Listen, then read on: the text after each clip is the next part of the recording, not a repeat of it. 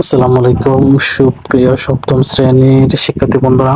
আজকে তোমাদের ইংরেজি বিষয়ের প্রশ্নের কাঠামো এবং কোথায় কি আসবে, কত নম্বরের প্রশ্ন হবে, সবগুলো নিয়ে আমরা আলোচনা করব। আমরা সর্বপ্রথম দেখব হচ্ছে তোমাদের সিলেবাস কি কি রয়েছে। সিলেবাসে আমরা এখন দেখতে পাচ্ছি হচ্ছে প্রথম আমরা দেখতে পাচ্ছি এক্সপেরিয়েন্স আর্ট, যেটা হিরোস অফ বেঙ্গলি ৭৬ পৃষ্ঠা থেকে ৮৩ পৃষ্ঠা। তারপর হচ্ছে এক্সপেরিয়েন্স ১২, সুভাষ প্রমিস ১১৩ থেকে ১২৫। তারপর হচ্ছে এক্সপেরিয়েন্স ১৩, তারপর হচ্ছে এক্সপেরিয়েন্স ১৪, ১৫ এবং ১৬, যেটা ১৬৮ পৃষ্ঠা পর্যন্ত। তারপর তোমাদের আমরা যদি দেখি তোমাদের প্রশ্ন হবে দুই রকম, একটা হবে রিটেন আর একটা হবে প্র্যাকটিক্যাল। রিটেনের মধ্যে থাকবে হচ্ছে ১০০ নম্বর, তারপর প্র্যাকটিক্যালের মধ্যে থাকবে হচ্ছে ৩০ নম্বর।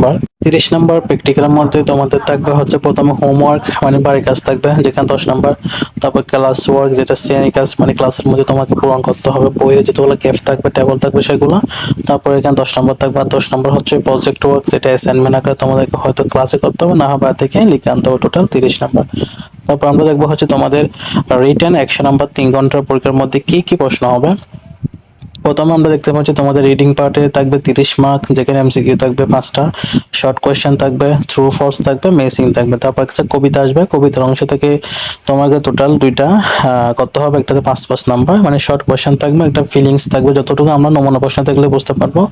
তারপর দেখতে পাচ্ছি হচ্ছে গ্রামার অংশ। গ্রামার অংশের মধ্যে আছে হচ্ছে ৩০ মার্ক, যেখানে fill in the gap filling with right form of verb ১০ number থাকবে, ১০টা গ্যাপ ৫ নম্বরে। তারপর হচ্ছে আইডেন্টিফাইং অ্যান্ড ইউজিং টেন্স, যেখানে ৫ নম্বরের জন্য ১০টা গ্যাপ, 5টা গ্যাপ থাকবে ১০ নম্বরে।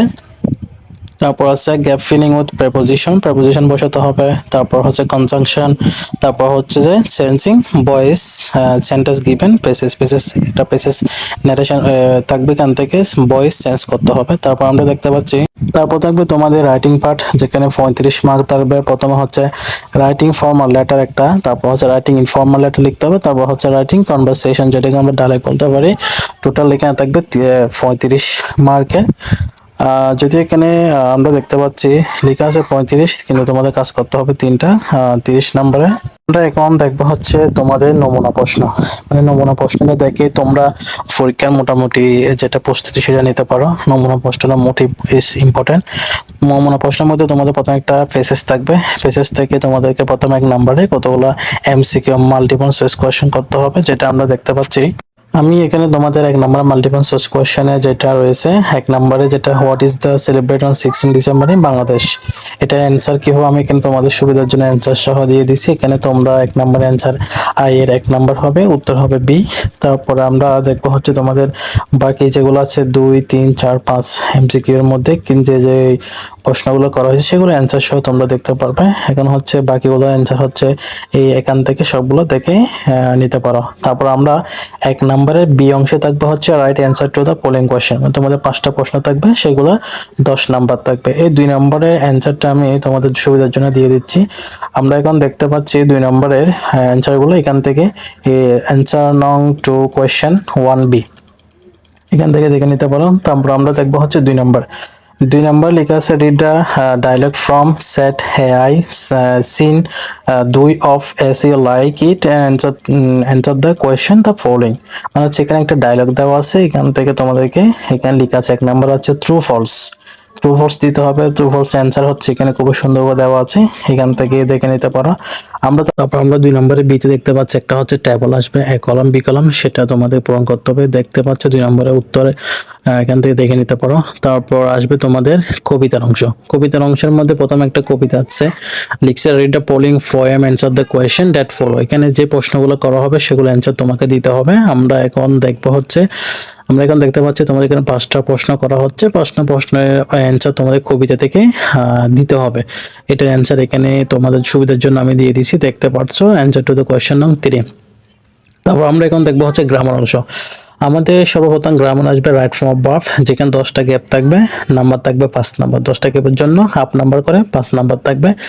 তাহলে রাইট ফর্ম অফ ভার্বের তোমাদের যে সুবিধার জন্য আমি উত্তরটাও দিয়ে দিচ্ছি। এখানে তোমরা ৪ নম্বরে একদম নিচে দেখতে পাচ্ছ অ্যান্সার টু দ্য কোয়েশ্চেন।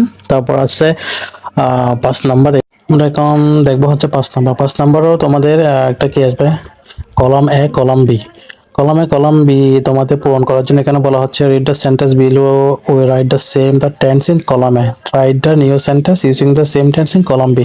মানে হচ্ছে কলম এ থেকে হচ্ছে কলম বি আমাদের পূরণ করতে হবে। তারপর আমরা হচ্ছে 6 নম্বরে বলা হচ্ছে read the following pages and fill in gaps with the appropriate preposition from the table. মানে হচ্ছে এখানে তোমাদের যে গ্যাপগুলো আছে এখানে প্রেপোজিশন বসাতে হবে।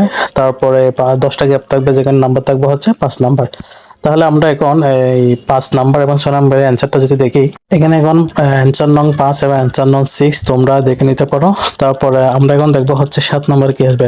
7 নম্বর দেখা যাচ্ছে connect the using and but because or as well as, এই শব্দগুলো তোমাকে এখানে ব্যবহার করে কাজ করতে হবে। তারপর হচ্ছে 8 নাম্বার আছে, যেখানে আন্ডারলাইন করা আছে সেগুলোকে টেন্সে রূপান্তর করতে হবে, মানে অ্যাক্টিভ থেকে পেসিভ, পেসিভ থেকে অ্যাক্টিভে রূপান্তর করতে হবে। কেন গ্যাপ থাকবে হচ্ছে 5টা, মানে 5টা আন্ডারলাইন আছে, 5টা তোমাদের পূরণ করে লিখতে হবে। এখন আমরা 7 নম্বর 8 নম্বরে অ্যান্সারটা দেখতে পাচ্ছি, এখানে তোমরা দেখে আশা করে বুঝতে পারবে। তারপর আমরা দেখবো হচ্ছে 9 নাম্বার 10 নম্বর আমাদের কি আসবে, এখানে দেখতে পাচ্ছি। এখানে প্রথমে আমাদের 1 নাম্বার আসবে হচ্ছে একটা ইনফরমেশন, রাইট এ লেটার, আমাদের একটা ইনফর্মাল লেটার লিখতে হবে। 2 নম্বরে আমাদেরকে একটা হচ্ছে লিখতে হবে হচ্ছে write a letter to authority reading membership club, এখানেও একটা ইনফর্মাল লেটার লিখতে হবে। তারপরে 11 নম্বর হচ্ছে একটা আসবে ডায়লগ, যেখানে সবগুলোতে 10 টোটাল 30 নাম্বার থাকবে রাইটিং পার্টে।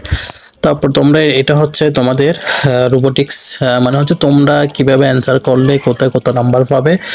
আগে হচ্ছে তোমরা ভুল হোক শুদ্ধ হোক নাম্বার পাইতে, কিন্তু এখানে বলা হচ্ছে যে নির্দেশনাতে বলা হচ্ছে তোমাকে খুবই কেয়ারফুলি অ্যান্সার করতে হবে, যেটা করছে সেটা লিখতে হবে, তাহলে তোমরা পূর্ণাঙ্গ নাম্বারটা পাবে।